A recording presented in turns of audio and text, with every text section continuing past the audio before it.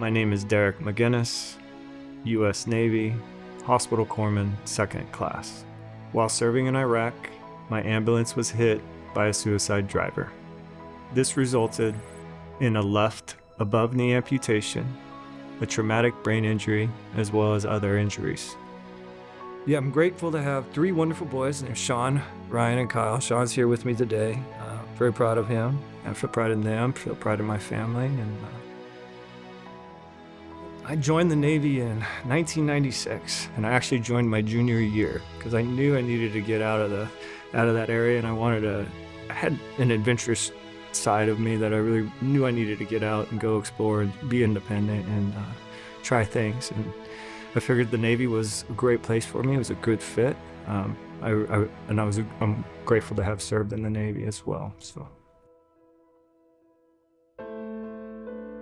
So November 9th, 2004, it was, we were on the outskirts of Fallujah. The operation was called Operation Phantom Fury.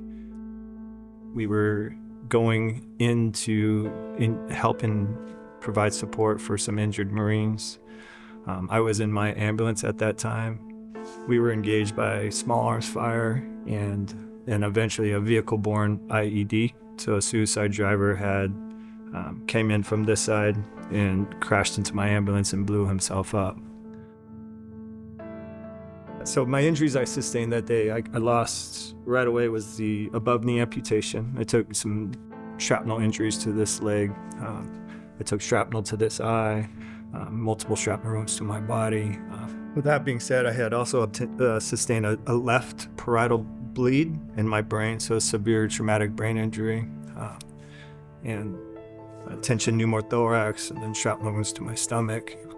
What is poignant about that experience is the chaos, confusion, and the trauma, if you will, was impressive.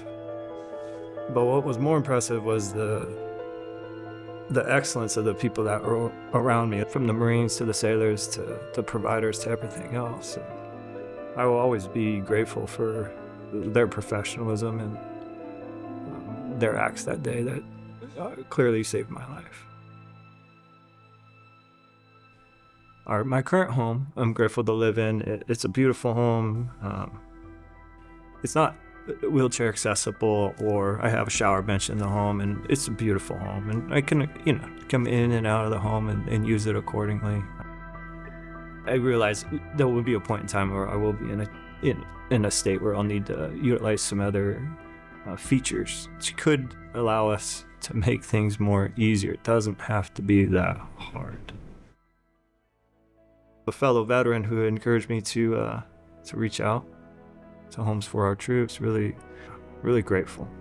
Coming here and seeing this treasure, this gift, if you will, it's phenomenal what the home's going to provide. We're always smiling and looking at it and thinking about plans.